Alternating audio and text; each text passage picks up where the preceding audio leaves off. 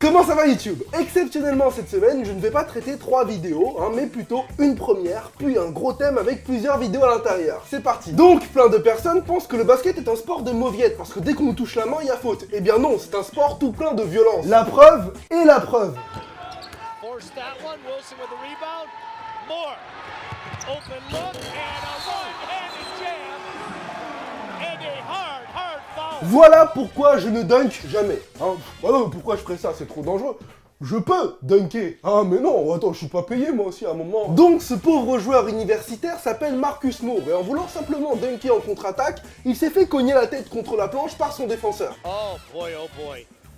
Oh my goodness gracious me. Oh my goodness gracious me. Alors je connaissais les expressions oh my god, oh my lord, mais le oh my goodness gracious me du commentateur juste pour se faire remarquer, bon à un moment ça va, genre... Oh les mains, bouge pas! Oh sainte mère de Dieu, Père de Jésus-Christ, notre sauveur, exempte-moi. Il est con ce mec ou quoi? Et ce que je comprends pas, c'est la réaction du banc de l'équipe adverse, regarde.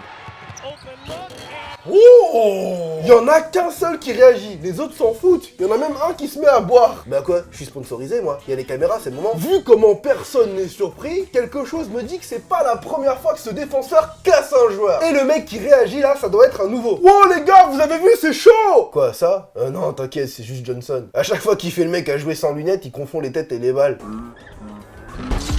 N'empêche, sur la même action, Marcus a accompli 2 prouesses. Non seulement il a réussi le dunk, mais en plus, il commence son saut là et il réatterrit là. Faudrait mesurer, mais c'est peut-être un record du monde de saut en longueur. C'est là que tu vois bien la supériorité physique des Renois américains. Regarde Marcus, il fait 1m87, ce qui est petit pour un basketteur, mais est-ce que t'as vu à quelle hauteur il monte? À côté, nous on a Tony Parker, 1m88, qui certes joue 1 milliard de fois mieux que Marcus, mais...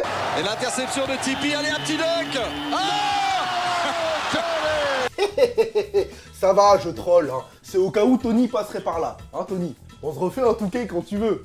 Je te rebats quand tu veux. Du coup, comme Marcus a été évacué du match par précaution et qu'en plus son équipe a perdu au final, je suis allé checker son Twitter pour voir s'il allait bien. Le soir même, il avait mal à la tête. Mais je vous rassure, très vite, il allait mieux. Et une semaine plus tard...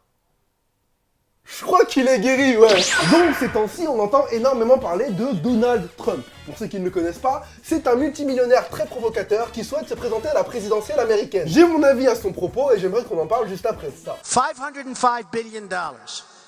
We're gonna lose that. $505 billion. And by the way, I don't like this mic. Whoever the hell brought this mic system, don't be the son of a bitch to put it in, I'll tell you. These people. No, this mic is terrible. Stupid mic keeps popping. Do you hear that, George? Don't pay him. Don't pay him. You know, I believe in paying. But when somebody does a bad job, like this stupid mic, you shouldn't pay the best, sir. Terrible. Ok, donc déjà, avant même de rentrer dans le détail de sa politique, je vote pas pour quelqu'un qui traite publiquement de fils de pute un citoyen qui a juste essayé de faire honnêtement son travail. Ensuite, son argument, c'est quand quelqu'un ne fait pas bien son taf, on ne doit pas le payer. C'est bien, mec, je pense comme toi. D'ailleurs, je trouve même que t'es trop gentil. L'ingénieur son là, qui a osé t'installer un micro défectueux, il devrait non seulement ne pas être payé, il devrait aussi être viré. Pour avoir quand même laissé ton micro allumé. Si on devait vraiment ne plus payer ceux qui bossent mal, la plupart des gouvernements au monde seraient bénévoles. Tu serais bénévole. I guarantee I'm not paying for this mic. Oh merde, pourquoi pile au moment où je critique le micro, il déconne plus? Serait-ce parce que je me suis éloigné un peu et que je ne crache plus littéralement dessus? Pour te donner une leçon de décence avec option swag, voici Obama quand il a un problème de micro. We cannot sustain. Oops. Oh, goodness. That's all right. All of you know who I am. Maintenant, voici Trump. By the way, I don't like this mic, the son of a bitch to put. Stupid mic keeps popping. Do you hear that, George? Just look up this. Like boom, boom. Par contre, tu as fait un effort, Donald, c'est vrai, faut l'avouer. C'est une de tes rares interventions où tu ne dis rien, ni sur les musulmans, ni sur les Mexicains, ni sur...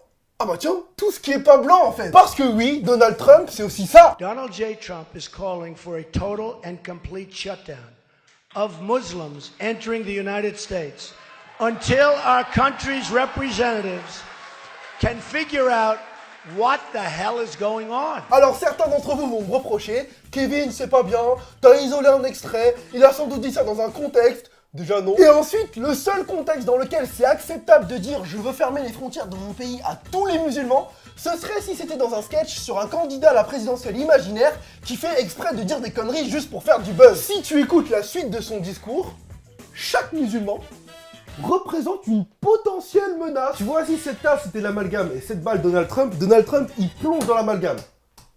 Oui. C'est vrai, on peut en parler. Le pire, c'est qu'il a vraiment beaucoup de supporters américains. Hein. Ceux qui le soutiennent disent aimer son franc-parler, il recule devant rien et dit tout haut ce que eux pensent tout bas. Sauf qu'il y a des choses qu'un président ne peut pas dire, parce que c'est le représentant de l'image de ton pays à l'étranger.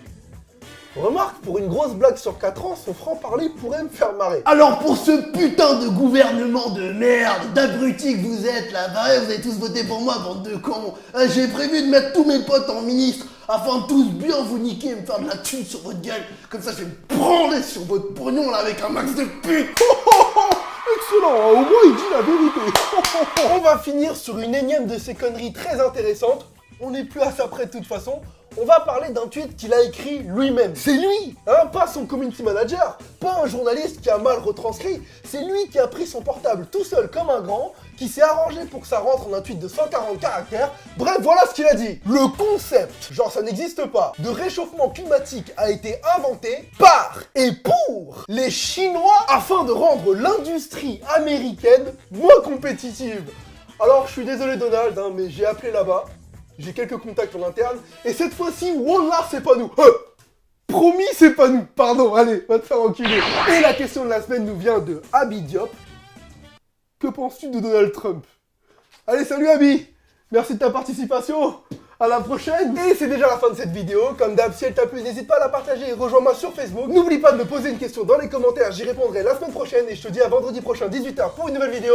Peace. Fuck Trump, fuck it, Trump. Wanna speak on my people. Everything you stand for, see through, make them feeling illegal. To see.